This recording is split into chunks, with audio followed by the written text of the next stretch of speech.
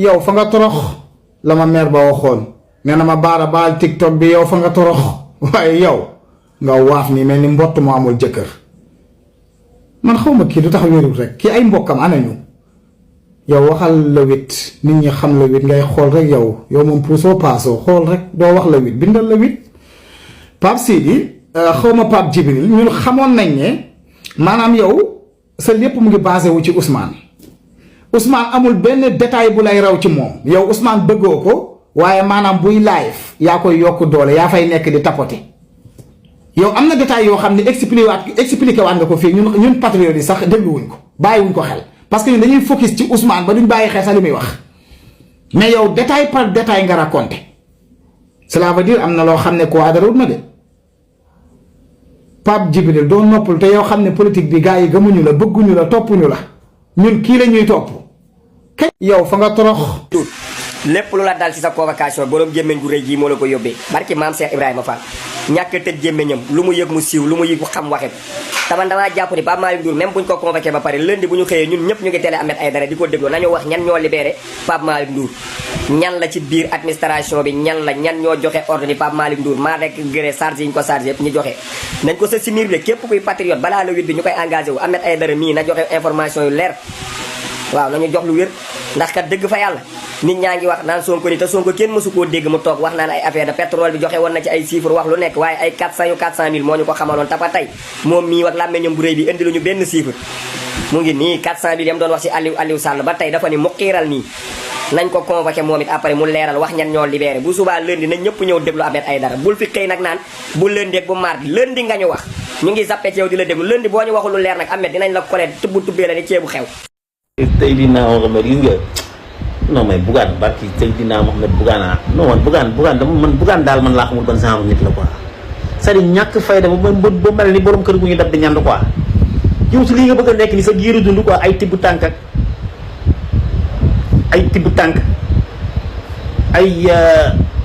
je vais aller à Bakel ñaxtu national c'est-à-dire mënoo am fulla ak fayda yow yàlla mel ne la tur am nga tur léegi ñaak xam nga la moo la dese mooy fulla ak fayda ak nekk nit ak créer sa yëfu bopp waaye de mënul weesu yow fu ñu tegee dara nga ne da nga teg contraire si biir itam loolu ñàkk programme la ak dof c'est-à-dire da nga yow politicien la boo xam ne yàlla def na am nga parti wala am nga mouvement xaw ma loo yor man sax xaw ma lu nga yor lan la léegi yow nga yow am nga média am nga lépp am nga yàlla mel na lu bëree tey sénégalais yi xam nañu la sa waay xamul les crédibilité nga ñàkk maanaam xam nga nit moom boo ñàkkee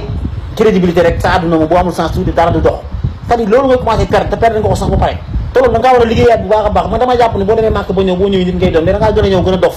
sa waay nitewoo sa waay mënoo yow lu ko ay def nga def ay tibb tànk yu xew yooyu nga war a bàyyi jëm a créer lu bees tàq teg ko am fulla ak ci li ngay def politicien nga yàlla def na am nga tur jéemal teg lu bees tàq sa waay xoolal liggéey yi pour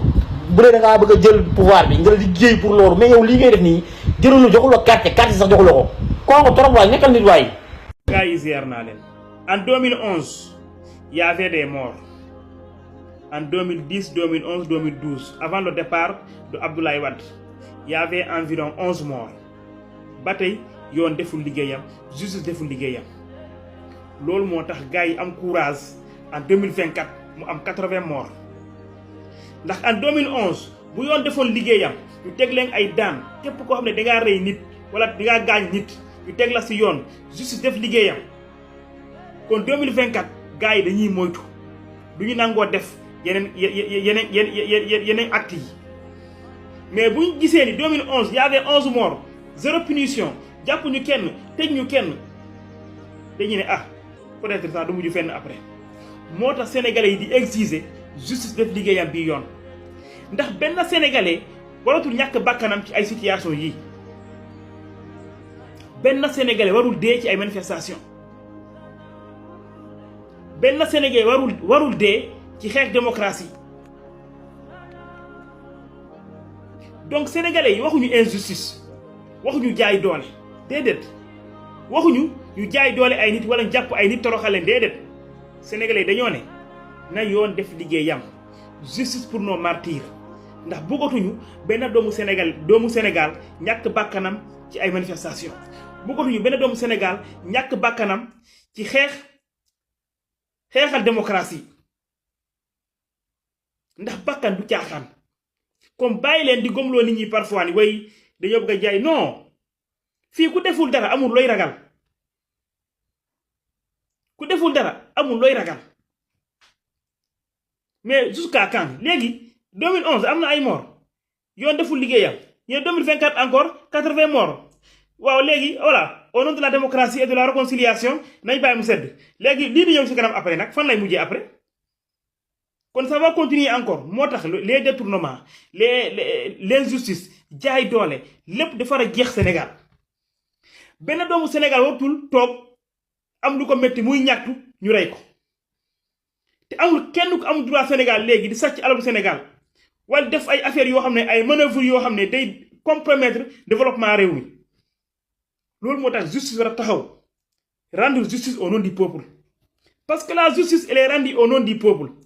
et dans un peuple c'est la démocratie là au Sénégal c'est la démocratie et la démocratie c'est la majorité qui l'emporte et actuellement c'est Pastef la majorité donc Pastef a le droit de réclamer justice c'est eux la majorité c'est eux qui dominent ce pays c'est eux qui dirigent ce pays ils méritent justice et transparence donc gars yi justice mooy tax réew taxawaay bu dëgër justice mooy fondement réew justice mooy tax réew di dox normal justice mooy tax ku nekk looy def nga xam li ngay def ngay moytu ku nekk di moytu def lu bon mais au nom du pardon au nom de la réconciliation ay nit dee ne woy pardon mais ku sa doom dee boy sooy doonee pardon ñii di wax yooyu le pardon seen doom ñoo deewul rek wala seen mbokk moo deewul képp ku fi ne ay le pardon sa doom moo deewul rek parce que sa doom bu deewoon doonee pardon ndax ñaata nit lañ jàpp temps yi fii dañoo rey nit ñu jàpp leen da nga rey nit ñu jàppale tey lay kaso bi ñeneen rey ay nit au nom de la politique ñu baal leen c'est quoi ça maintenant au nom de la politique on peut tuer keneen ku rey si yeneen condition kooku njàpp ko mais loolu injustice la justice na pour ñëpp la buur ak baadoo la ñëpp si yem justice la asalaam gars yi ziar waxoon naa ko fi dinaa ko fi waxaat fii laa taxawoon ni mandat ni Diomaye mandatam bi laaj na ko bilan matériel maanaam bilan comme tabax nga fi stade defar nga fi tali defar nga fi hôpital bi bilan matériel bu dee loolooy bilan matériel si niñ ko xamee laaj ñu ko loolu Diomaye liggéey bi mu njëkk am te mu nekk liggéey boo xam ne moo waroon nekk liggéeyam bépp ci mandat bi mooy justice Sénégal amul problème yenn yu bëri Sénégal problème justice la am 2 fois 2 mesures yi justice dawee ku ma nday ak ku ma amul nday bi fi am problème boobu la waroon a réglé ba mu justice bi ni tocc après nag réew mi day stable maanaam soxlawuñu ay non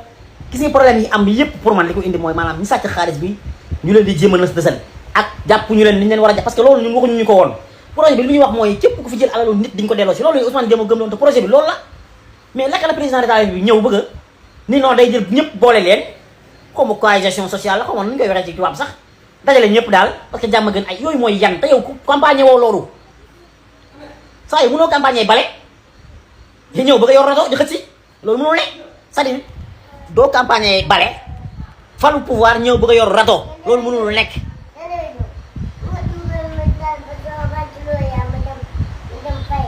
waaw bandiloo bu ko taal yow it nag bàyyi ko noonu da yàq courant rek yaa ngi dégg li ci am daal mooy mënuloo yow nga campagne bale nga campagne wër Sénégal gépp yor bale yow ñëw bëgg a teg bale bi def leneen c'est-à-dire problème bi ñu am ñun Pastef problème bi ñu am kenn teguñu ko ku dul président de la République barki yàlla te rek mun yaakaaruñu woon nii lay demee Ousmane Sonko ku ko xool kanamam gi xam ne ay déception yu mag a mag lay liir te mënu ko sax wax bu baax parce que am na ci yu bëri yoo xam ne mënu ko def day mel ni kon day yàqal day di xaw a gêner président de la République mais li mu wax leer na bu ñu ma dàqee ma dem yéen c'est-à-dire ci ngeen yéen problème bi am au fond ci parti bi ci état bi si dafa gannaaw de c'est-à-dire doo comprendre dara man barki alxuraan toogoon naa fi def benn vidéo sama compte laa ko dugaloon neewoon naa leen mandat bii du ci am benn résultat maanaam mandat bi ñun Pastef de booy wañu xam ne France lay doon daal di xëddeen ci projet bi maanaam li ñu teg ci projet bi France lay doon daal di xëddeen parce que taxawaayam dafa des bu baax a baax par rapport ak projet bii barki alxuraan c'est-à-dire da ngay dem benn instant sa xol bi dafay jeex ndax yow li nga daj lépp pour yóbbu ko au pouvoir maanaam fal ko te sax moom doon sa cible yow sa président de la République kenn la woon muy Ousmane Sonko moo doon sa cible tey yàlla def Ousmane Sonko mi nga bëgg moom la ñu la kat comme man mënumaa dem bàyyi kii dem ñu am yaakaar ni moom kat xool na waa ji ba tànn ko te wax dëgg yàlla xool na ko ba tànn ko nag xanaa kay nit la kenn xamul lu mu doon pouvoir moom mu ngi noonu rek pouvoir a nekk loo xam ne kenn xam man xaw ma boo demee si tubaab bi xaw ma dañ lay formaté xaw ma dafa am lu ñu lay jox nga soppi ji ko man comprendre ma c'est-à-dire li ngay wax boo nekkee c'est-à-dire yow gëm-gëm bi nga xam ne moo la indi au pouvoir li la campagne li nga campagne li la jox c'est-à-dire politique moo la jox pouvoir nga bëgg a ñëw bëgg a teg leneen c'est-à-dire il fallait que ñu politique